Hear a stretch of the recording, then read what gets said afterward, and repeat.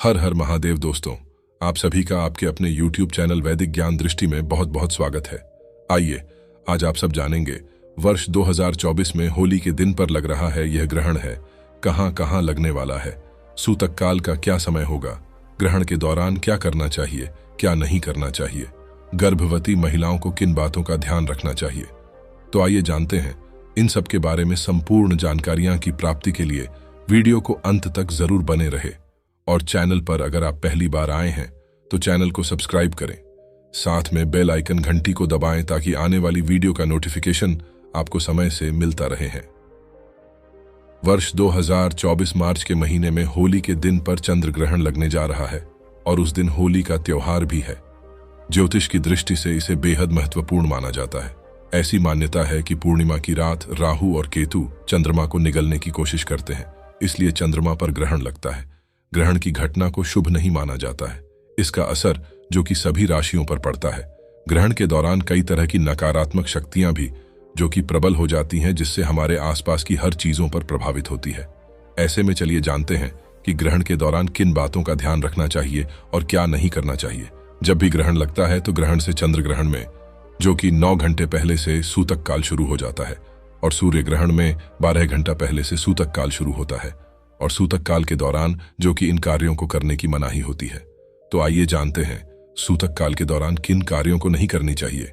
जो 30 मान्यताओं के अनुसार कहा जाता है कि ग्रहण के दौरान नकारात्मक ऊर्जा का प्रभाव बढ़ जाता है। ऐसे में इस दौरान न तो भोजन पकाना चाहिए और न ही खाना चाहिए। चंद्र ग्रहण के दौरान गर्भवती महिलाओं को घर से बाहर बिल्कुल भी नहीं निकलने चाहिए। मान्यता है कि इससे गर्भ में पल रहे शिशु पर नकारात्मक प्रभाव पड़ सकता है। साथ ही चंद्र ग्रहण के दौरान गर्भवती महिलाओं को नुकीली या धारदार चीजों का इस्तेमाल नहीं करना चाहिए, इससे बचना चाहिए। शास्त्रों में ग्रहण के दौरान सोना भी जो कि मनाही होती है, इस समय में नहीं सोना चाहिए, यह अशुभ माना जाता है। साथ ही इस दौरान पेड़ पौधों को स्पर्श नहीं किया जाता है। इसके अलावा ग्रहण के दौरान ना तो पूजा पाठ करनी चाहिए और ना ही मंदिर का पट खुला रखना चाहिए।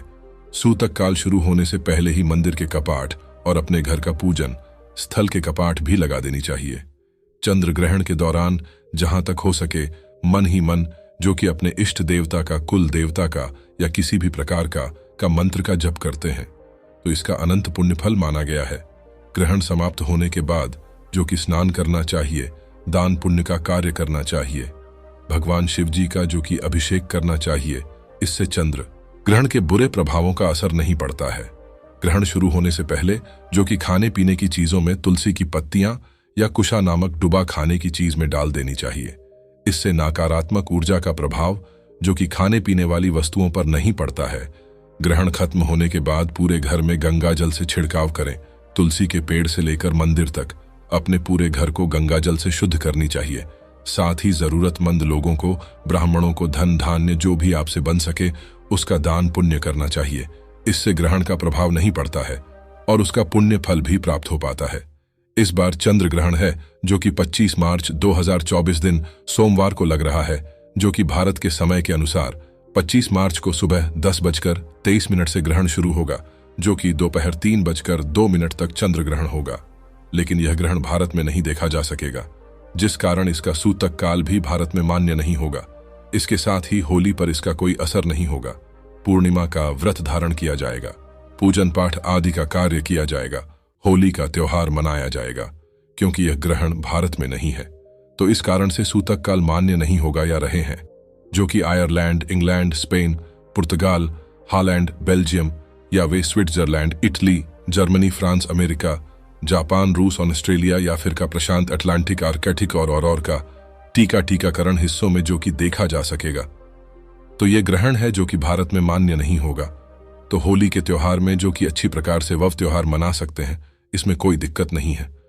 तो बार का चंद्र ग्रहण भारत में नहीं दिखाई देगा, जिसका मतलब है इस चंद्र ग्रहण का असर भारत पर नहीं होगा। लेकिन क्योंकि इस दिन लक्ष्मी जयंती भी है और फाल्गुन मास की पूर्णिमा भी है, तो इस दिन आप जो भी उपाय करेंगे उस उपाय का लाभ आपको अवश्य ही पलट करके मिलेगा। इसीलिए बस आपको साधारण से 1 रुपए के सिक्के का उपाय सही मुहूर्त पर करना है। और वह कैसे करना है, चलिए आपको हम एक एक करके बताते हैं। सबसे पहला उपाय जो है शुक्र ग्रह का साथ पाने का महा उपाय। दोस्तों, अगर आपको यह बात नहीं पता तो आपकी जानकारी के लिए बता दें, जो शुक्र ग्रह होता है वह धन और संपदा का ग्रह होता है। जिस व्यक्ति का भी शुक्र ग्रह उसका साथ देता है वह व्यक्ति धन संबंधित जो भी निर्णय लेता है उस निर्णय से सिर्फ उसको फायदा पहुंचता है। और शुक्र ग्रह का जो नियंत्रण होता है वह माता लक्ष्मी जी के हाथों में होता है। और अगर आप चाहते हैं कि आपका शुक्र ग्रह इस होली के बाद हमेशा आपका साथ दे, आप धन संबंधित जो भी निर्णय लें उसे सिर्फ आपको फायदा पहुंचे, तो आपको सिर्फ यह करना है, इस होली वाले दिन आपको सूर्यास्त के बाद अच्छी तरीके से नहा लेना है और 2-1 रुपए के सिक्के लेना है। आपके घर का जो भी पूजा घर है, जहां भी माता लक्ष्मी जी का कला चित्र रखी हुई है, वहां पर आपको जाना है। सबसे पहले आपको पूजा घर में एक घी का दीपक जला देना है, फिर 2 सिक्के को अपने हाथों में पकड़ना है और माता लक्ष्मी जी के बीज मंत्र का जाप 11 बार आपको करना है। माता लक्ष्मी जी को 11 नंबर अत्यंत प्रिय है, बीज मंत्र है। और महालक्ष्मी नमः हम फिर से रिपीट कर दे रहे हैं दोस्तों को, महालक्ष्मी नरमा। 2 सिक्कों में से 1 सिक्के को आपको अपने पर्स में रख लेना है या आपके बैग में रख लेना है। इस बात का ध्यान रखिएगा, बस आपका चमड़े का नहीं होना चाहिए। दूसरे सिक्के को ले जाकर के अपनी अलमारी में पूर्व दिशा में आपको रख देना है। जहां पर आप अपना रुपए पैसा रखते हैं वहां पर रख लीजिएगा। सिर्फ इतना उपाय अगर आपने इस लक्ष्मी जयंती के दिन कर लिया तो यकीन मानिए दोस्तों, माता लक्ष्मी जी के आशीर्वाद से आपका शुक्र ग्रह हमेशा आपका साथ देगा। आप धन संबंधित जो भी निर्णय लेंगे उस निर्णय से आपको फायदा पहुंचेगा, जैसे कि अभिमंत्रित हो जाएंगे, जिसकी वजह से आपका शुक्र ग्रह आपका साथ देना पूरी तरह से शुरू कर देगा। दूसरा उपाय है धन में वृद्धि का महा उपाय। दोस्तों, अगर आप चाहते कि इस चंद्र ग्रहण के बाद आपके जीवन में मेन धन आने के रास्ते खुल जाए, आपके जीवन में जो धन आए उसमें वृद्धि हो, आपकी अलमारी हमेशा नोटों से भरी रहे, तो सिर्फ एक काम कीजिएगा कि 25 मार्च को एक पीतल की कटोरी लीजिएगा। उस कटोरी में एक मुट्ठी काली मिर्च डाल दीजिएगा और उसके ऊपर 1 रुपये का सिक्का रख लीजिएगा, क्योंकि जो काली मिर्च होती है दोस्तों वह आपके दोषों को नष्ट कर देगी, जिसकी वजह से आपके पास धन टिकता नहीं है। और इस कटोरी को, जिसमें आप एक मुट्ठी काली मिर्च और 1 रुपये का सिक्का रखा है, इसको आपको ले जाकर के अपनी छत पर ऐसी जगह पर रखना है जहां पर चंद्रमा की रोशनी आती हो और आपको नीचे वापस चले आना है। 26 मार्च को आपको छत से वह कटोरी को उठा करके लाना है जिसमें आप एक मुट्ठी काली मिर्च और 1 रुपये का सिक्का रखा है।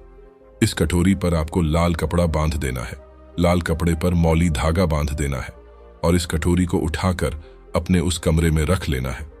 आपको जिस कमरे में आप अपना सबसे ज्यादा समय बिताते हैं, सिर्फ इतना उपाय अगर आपने कर लिया तो यह कटोरी जिसमें आपने काली मिर्च और 1 रुपये का सिक्का रखा है, यह चीज अभिमंत्रित हो जाएंगे। इन चीजों को माता लक्ष्मी जी का आशीर्वाद मिल जाएगा, जिसकी वजह से आपके जीवन में जो धन आएगा उसमें वृद्धि होगी। आपके जीवन की बेफिजूल खर्ची बंद होना शुरू हो जाएगा। आपके ऊपर कोई ऐसा दोष है जिसकी वजह से आपके पास धन नहीं टिक पाता है, वह दोष खत्म हो जाएगा और आने वाला समय में आपके पास धन आने की कई प्रकार के रास्ते खुल जाएंगे। इस उपाय के बारे में ज्योतिष शास्त्र में साफ साफ लिखा हुआ है, तो इसको करना मत भूलिएगा। और अभी तक आपने वीडियो को लाइक नहीं किया है, वीडियो को लाइक कर दीजिए। अगला उपाय है बंद पड़े व्यापार को चलाने का महा उपाय। दोस्तों, पहले आपका व्यापार चल रहा था, अब आपका व्यापार चलना बंद हो गया है। पहले आपके व्यापार में धन आ रहा था, अब आपके व्यापार में धन आना बंद हो गया है। तो इसकी एक मुख्य वजह जो हमारे हिंदू पुराणों में बताई गई है वह यह बताई गई है कि आपके व्यापार को लग गई है नजर। और दोस्तों, नजर कितनी खतरनाक चीज होती है जो हरे पेड़ को भी सुखा देती है। और अगर आप चाहते हैं कि आपका व्यापार वापस चलने लग जाए, इस होली के बाद आपके व्यापार में धन की वर्षा हो, तो सिर्फ आपको यह करना है कि इस होली वाले दिन, जिस दिन लक्ष्मी जयंती है, इस दिन शाम के वक्त अच्छी तरीके से आपको नहा लेना है। आपके घर का जो भी पूजा घर है, जहां भी माता लक्ष्मी जी की कला चित्र रखी हुई है, वहां पर आपको जाना है। सबसे पहले आपको माता लक्ष्मी जी की कला चित्र के सामने पूर्व दिशा में एक घी का दीपक जला देना है। आपको एक लाल कपड़ा बिछाना है, लाल कपड़े पर एक मुट्ठी काली मिर्च, 5 इलायची और 1 रुपये का सिक्का रखना है। हम आपको फिर से रिपीट कर दे रहे हैं दोस्तों, एक मुट्ठी काली मिर्च, 5 इलायची और 1 रुपये का सिक्का रखना है और इस कपड़े की पोटली बनाकर अपने हाथ में पकड़ना है और माता लक्ष्मी जी के बीज मंत्र का जाप 11 बार आपको करना है। बीज मंत्र है ओम श्री मिश्र लिए नरमा। हम फिर से रिपीट कर दे रहे हैं दोस्तों, ओम श्री श्री हंगामा। अब इस पोटली को आपको ले जाना है और अपने व्यापार स्थान में उस जगह पर रख देना है जहां से आप पैसे का लेन देन करते हैं। इतना उपाय अगर आपने कर लिया तो आपको कभी भी धन की समस्या नहीं होगी। माता लक्ष्मी स्वयं आपके ऊपर अपनी कृपा बरसाएंगी।